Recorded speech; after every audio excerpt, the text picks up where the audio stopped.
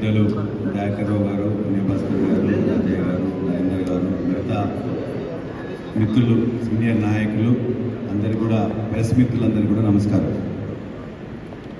గత 15 రోజులుగా స్టేషన్ గన్పూర్ శాసనసభ్యులు కడియం శ్రీహరి గారు నా మీద,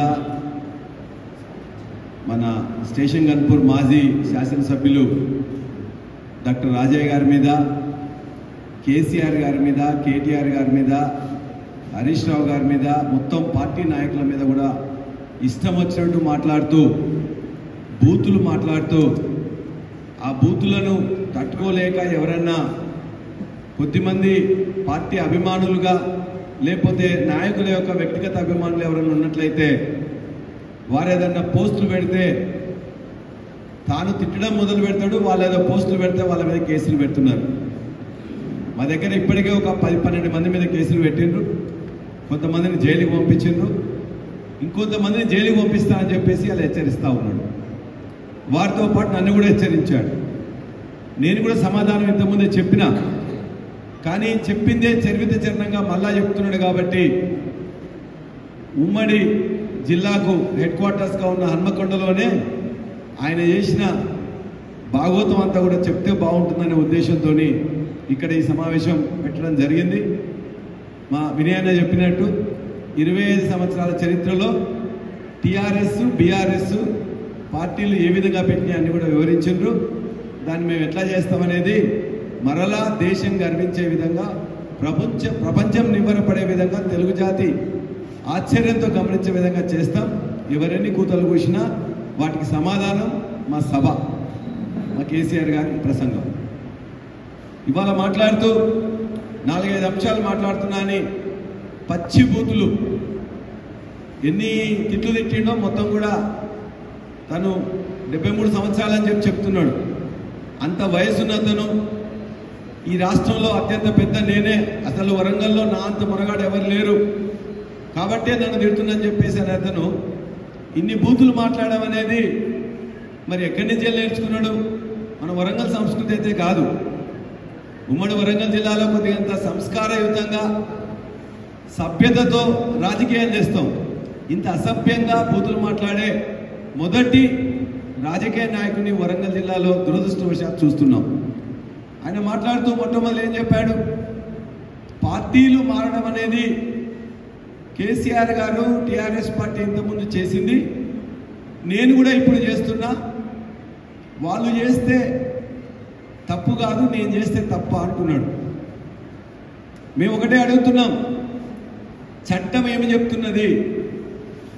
చట్టం, పార్లమెంటు ఆమోదించిన చట్టం ప్రకారం వ్యక్తులుగా కాకుండా పార్టీలో 2/3 వంతు ఉన్నట్లయితే పార్టీ మారవచ్చు అని చెప్పేసి కూడా చెప్తున్నది.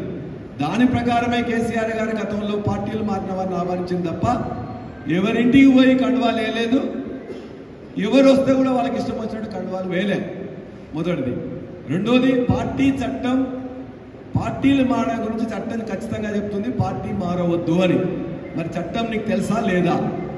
రెండో పాయింట్, సుప్రీంకోర్టులో ఉంది కాబట్టి నేను సుప్రీంకోర్టు నిర్ణయం వచ్చిన తర్వాత చేస్తా అంటున్నాం. సుప్రీంకోర్టు అనేక తీర్పుల్లో 3 నెలల్లోనే స్పీకర్ గారు నిర్ణయం తీసుకోవాలి, ఎట్టి పరిస్థితుల్లో పార్టీ మారిన వాళ్ళని క్షమించకూడదు అని పదే చెప్తున్నారు. మరి పార్టీ మారకూడదని నీకు తెలిసిన వానివి, చట్టం గురించి తెలిసిన వానివి, సుప్రీంకోర్టు ఇతర తీర్పులు తెలిసిన వానివి, ఇవాళ చట్టం పేరు మీద, సుప్రీంకోర్టు తీర్పుల మీద, నైతికత మీద నువ్వు చాలా మాట్లాడుతున్నావు. నేను ఒకటే, ఇవాళ ఇంతకుముందు మీరు మాట్లాడిన దాని మీద ఎవరైతే మేమేం చెప్పదలుచుకోలే, మీ యొక్క ఇలా గురువు, నీ మొదటి గురువుకి పంగనాగాలు పెట్టినావు ఎన్టీ రామారావు గారికి, రెండో గురువు చంద్రబాబు నాయుడు గారికి పంగనామాలు పెట్టినావు, మూడో గురువు కేసీఆర్ గారికి పంగనామాలు పెట్టినావు. ఇవాళ మీ యొక్క కొత్త గురువు, కొంగొత్త గురువు నీ యొక్క రేవంత్ రెడ్డికి కూడా నువ్వు పెట్టబోతున్నావు. ఆ రేవంత్ రెడ్డి నీలాంటి వాళ్ళ గురించి ఏం చెప్పిండో మేము ఖచ్చితంగా ఇక్కడ నేను మాట్లాడి చెప్తాను. నేను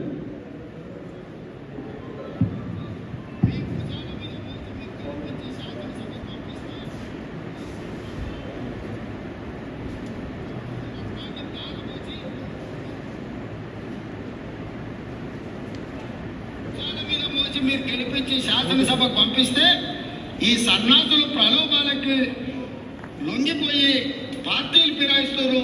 నేను కాంగ్రెస్ పార్టీ కార్యకర్తలకు ఒకటే విజ్ఞప్తి చేస్తున్నా, ఎవరైతే మన పార్టీ హస్తం గుర్తు మీద గెలుస్తాడో రాజీనామా చేయకుండా పార్టీ మారితే రాళ్లతో కొట్టండి, రాళ్లతో కొట్టి చంపండి. గ్రామాలలో అప్పుడప్పుడు చూస్తుంటాం, పిచ్చి కుక్కలు ఊర్లో స్వైర విహారం చేసి ప్రజల్ని కలిస్తే తరిమి రాళ్లతో కొట్టేట్లయితే చంపుతారో, రాజీనామా చేయకుండా పార్టీ ఫిరాయించిన వాళ్ళను రాళ్లలో ఊర్లలోకి వస్తే రాళ్లతో కొట్టండి అని చెప్పి. మరి ఏం చేయాలనేది ఇప్పుడు మీ యొక్క నాయకుడే చెప్పిండు, నేను ఎక్కువ నేను చెప్పదలుచుకోలేదు. అదేవిధంగా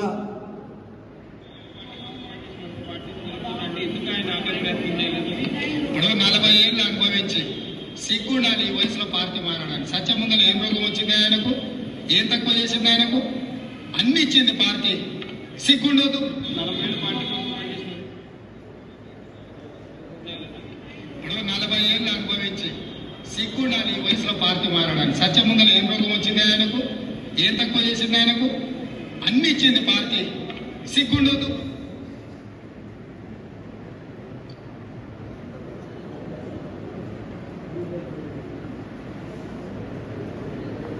తెలంగాణ డిప్యూటీ సీఎం కడియం శ్రీహరిపై తీవ్రస్థాయిలో ధ్వజమెత్తారు TTDP MLA Revanth Reddy. TTDP నేతలను కోతులని అనటం ఆయన విజ్ఞతకి వదిలేస్తున్నామని అన్నారు రేవంత్ రెడ్డి. గోతికాడ నక్కల మాల మాదిగల రిజర్వేషన్ను కడియం కొట్టేశారన్నారు. కడియం కులంపై నిజ నిర్ధారణ జరగాలన్నారు రేవంత్ రెడ్డి. అదే విధంగా మేము గోతికాడి నక్కలం కాదు, కడియం శ్రీహరి లాగా గోతికాడి నక్కలం కాదు, దొరగారి కాపలా కుక్కలము అంతకంటే కాదు.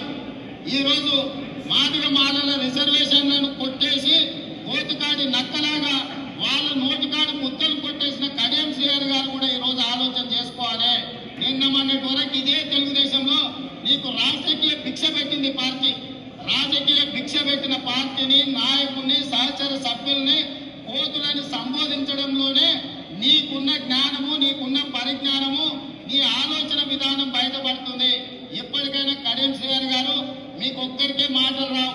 మేము మాట్లాడమంటే నువ్వు తల ఎక్కడ పెట్టుకుంటావో కూడా నాకు తెలీదు.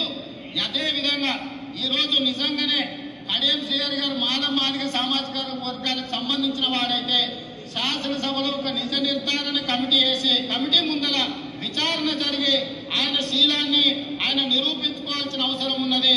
ఆయన ఏ సామాజిక వర్గం వాడు, ఏ సామాజిక వర్గం కోటాలో పదవులు అనుభవిస్తున్నాడో ప్రజలకు కడియం శ్రీహరి గారు సమాధానం చెప్పాలని చెప్పి తెలుగుదేశం పార్టీ డిమాండ్ చేస్తుంది.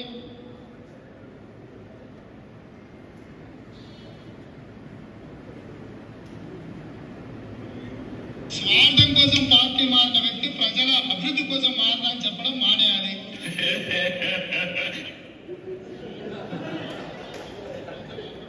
ఇప్పుడు వాళ్ళ యొక్క కొత్త గురువే ఆయన గురించి ఏం చెప్పిండని చెప్తున్నా, నేను ఎక్కువ మాట్లాడను.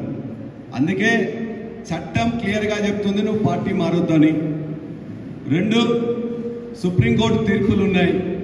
3 మీ కొంగొత్త గురువు ఏదన్నాడో ఆ కొంగొత్త గురువు కూడా నీ మీద అభిప్రాయం, నువ్వు పార్టీ మారిన దాని మీద అభిప్రాయం కూడా క్లియర్గా చెప్పిండ్రు. మేము మా యొక్క కార్యకర్తల కష్టంతో నేనే నిన్ను సీటు వచ్చిన తర్వాత నిన్ను నా కారులో ఎక్కించుకొని వచ్చిన, గన్పూర్కి తీసుకొచ్చిన తర్వాత మా ఇంట్లో మొత్తం 2000 మంది ముఖ్య కార్యకర్తలతో అందరికీ భోజనం పెట్టి ఈ కడియం శ్రీహరి అనే అతనికి ఓటేయాలని చెప్పి కూడా చెప్పినాం. నేను, మా కుటుంబం, మా కార్యకర్తలు, మా నాయకులు శ్రమించి నిన్ను గెలిపించిండ్రు. కాబట్టి ఇవాళ నాకు హక్కు లేదు, మేము ఇష్టం వచ్చినట్టు చేస్తా అంటే ఇష్టం వచ్చినట్టు చేయడానికి రాజకీయాల్లో నీ ఇష్టం వచ్చినట్టు మాట్లాడొచ్చు.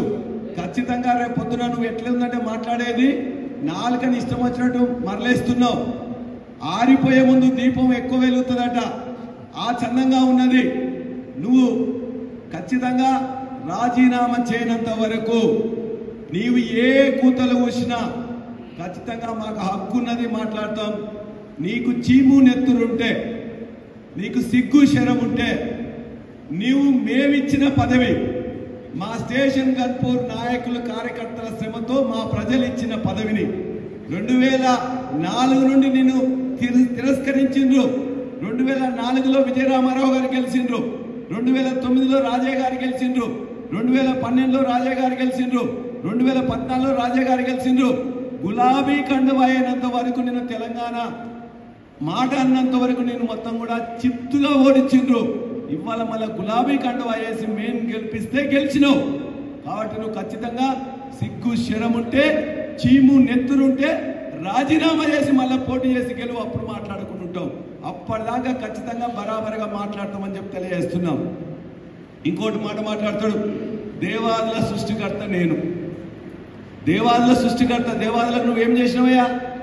2004లో లేవు, 9లో లేవు, 12లో లేవు, 14లో లేవు, 18లో లేవు, 23లో లేవు. దాదాపుగా 20 ఏళ్ళ నుంచి వెళ్ళి స్థానమే లేదు కదా. 2001 నుంచి వెళ్ళి 2004 వరకు చంద్రబాబు నాయుడు గారు దేవాదులకు ఇచ్చింది 0. 2004 నుంచి వెళ్ళి 2014 వరకు కాంగ్రెస్ పార్టీ ఇచ్చిన ఆయకట్టు 40,000 ఎకరాలు. 2014 నుంచి 2023 వరకు 8,000 కోట్లతో కేసీఆర్ గారు 5,14,000 ఎకరాలకు నీళ్ళు ఇచ్చింది. ఆ నీళ్లను ఆన్ చేయడానికి ఉన్న మోటార్లను చేతగాని దద్దమ్మలు నువ్వు మీ యొక్క సహచర శాసనసభ్యులు. మోటార్లు మేము పెట్టిన మోటార్లని దేవన్నపేటలో 46 కిలోమీటర్లు టన్నెల్ తీసుకొచ్చి అక్కడ నుండి 7 కిలోమీటర్ల పంపులు మోటార్లు ధర్మసారికి వేస్తే దాన్ని ఆన్ చేయడం కూడా చేతగాని వీళ్ళు నేను దేవాలయం గురించి నేను చేసిన అని చెప్పేసి మాట్లాడుతున్నావు. నేను ఇక్కడే చెప్తా, చూపిస్తా ఒకటి దేవాలయం గురించి ఎవరు చేసిన అనేది.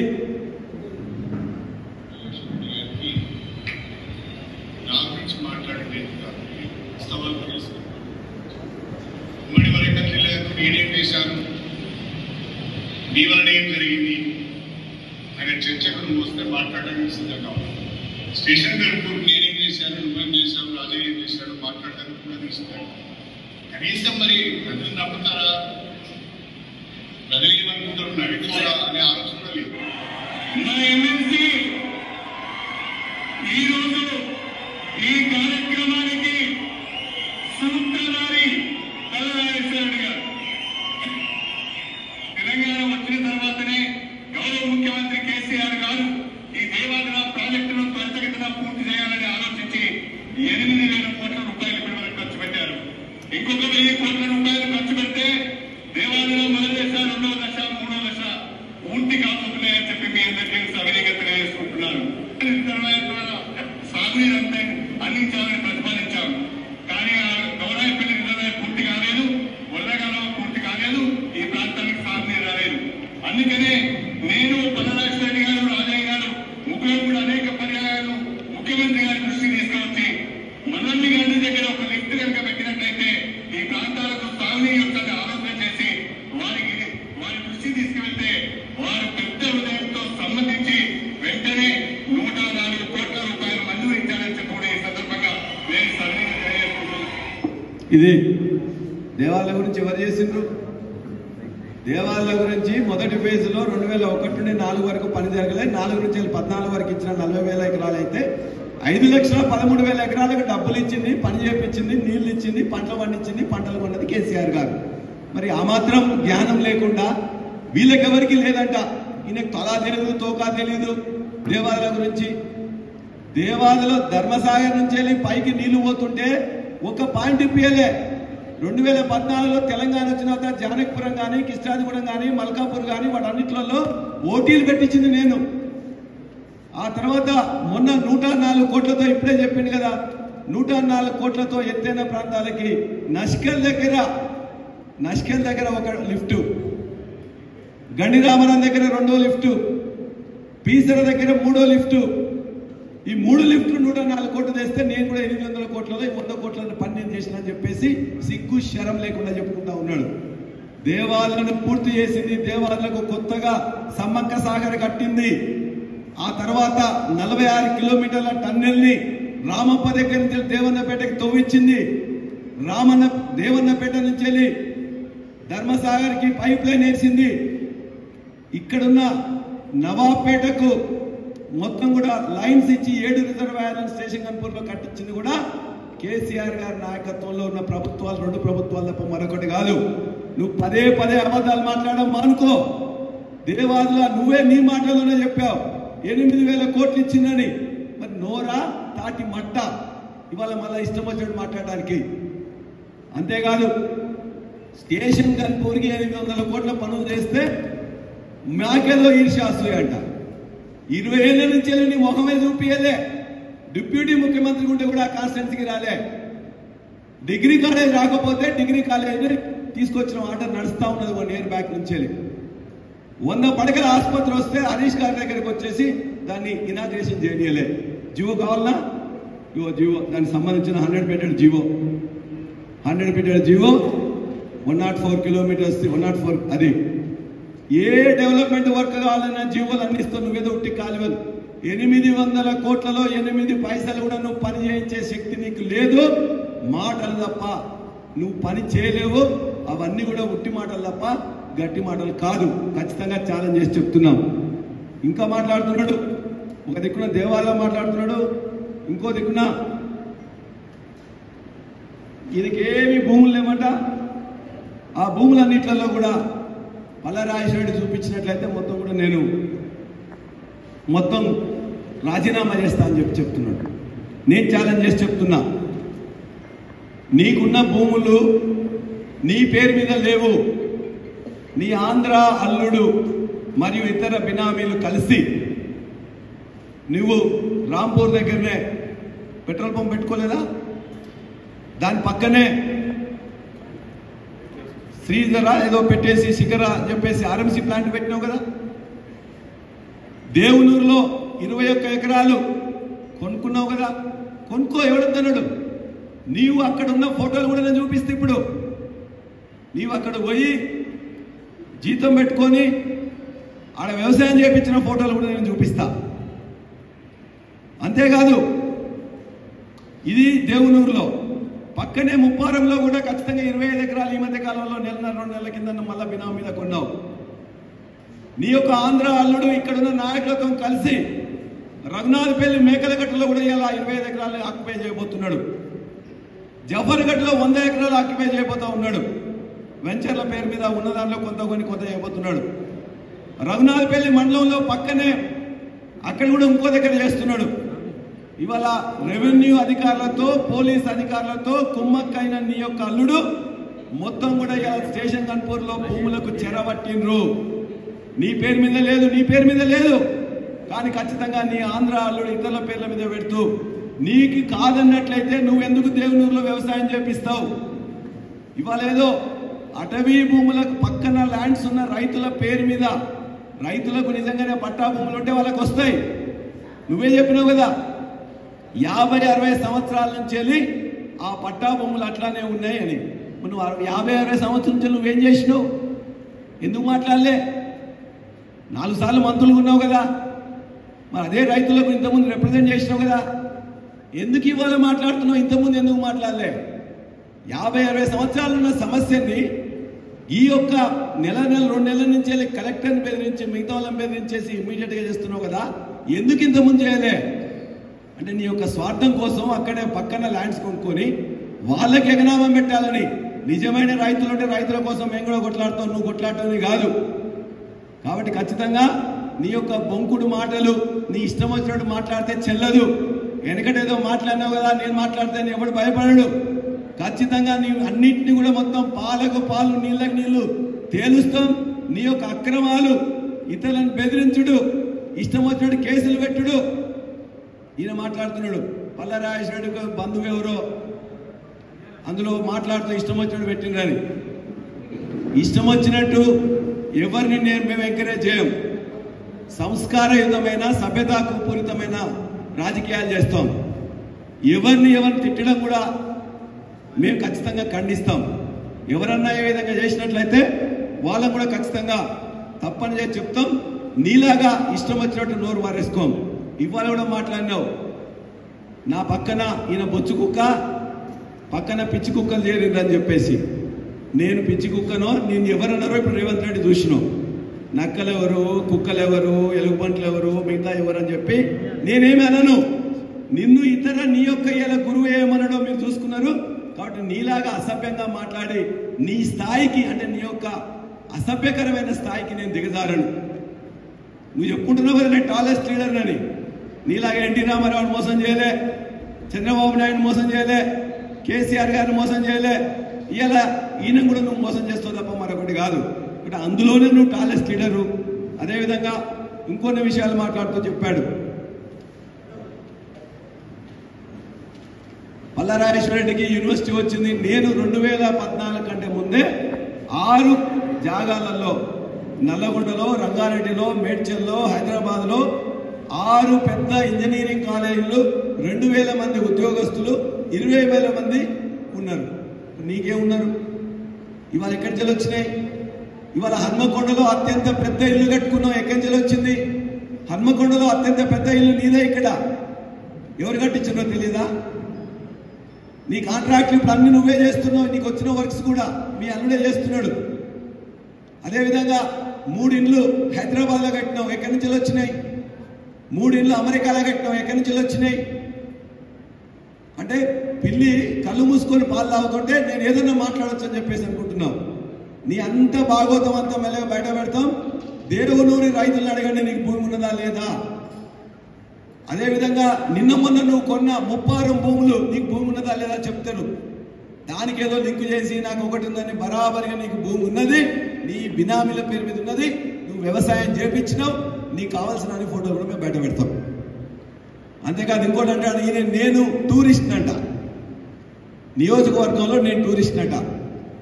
నేను చెప్తున్నా, ఛాలెంజ్ చేస్తున్నా, నీకు ధైర్యం ఉంటే దమ్ముంటే డిసెంబర్ 3 నుంచి వెళ్ళి ఇప్పటి వరకు నేను కాన్స్టిట్యున్సీలో ఎన్ని రోజులు ఉన్నావు, నువ్వు కాన్స్టిట్యున్సీలో ఎన్ని రోజులు ఉన్నావు లెక్కగట్టు. నీకంటే ఒక్కరోజు తక్కువ ఉంటే నేను రాజీనామా చేస్తాను. నీకంటే ఒక్కరోజు తక్కువ ఉంటే నేను రాజీనామా చేస్తా. నేను ఏ రోజు ఎక్కడ పోయింది కూడా నేను ఖచ్చితంగా ప్రతి నెల కూడా చేస్తా. ఏ రోజు ఎక్కడున్నది ప్రతి నెల పల్లా టైమ్స్ రిలీజ్ చేస్తుంటా. ప్రతి నెల ప్రతిరోజు నేను ఎక్కడున్నది అనేది, ఏ రోజు ఎక్కడున్నది కూడా. నీలాంటి కొంచెం మనుషులు ఉంటారు కదా, ఇష్టం వచ్చినట్టు మాట్లాడతారని చెప్పేసి ఇది డిసెంబర్ నుంచి డిసెంబర్ 23, జనవరిది, ఫిబ్రవరిది, ఇట్లా అనేకం ఉన్నాయి. ప్రతి నెల, ప్రతి వారం, ప్రతిరోజు నేను ఎక్కడుంటా అని చెప్పేసి నీలాంటి పుండాకోర్లు ఉంటారు కాబట్టి నేను ఖచ్చితంగా మొత్తం లెక్క పెట్టిన బరాబర్గా. నేను నీకంటే ఎక్కువ సీఎంఆర్ఎఫ్లు ఇప్పించిన, ఎల్ఓసీలు ఇప్పించిన. నెలకు 5,000 మందికి ఉచిత వైద్యము, మందులతో సహా, ఆపరేషన్లతో సహా, టెస్ట్లతో సహా నెలకు 500 మంది నా కాన్స్టిట్యున్సీ వాళ్ళకి నేను వైద్యం చేపిస్తున్నా ఫ్రీగా. ఎల్ఓసీలు ఇప్పిస్తున్నాం, సీఎంఆర్ఎఫ్ ఇప్పిస్తున్నాం, కళ్యాణ లక్ష్మి ఇప్పిస్తున్నాం. కాన్స్టిట్యున్సీలే ఉంటా. నీలాగా దళిత ధోరణి కాదు.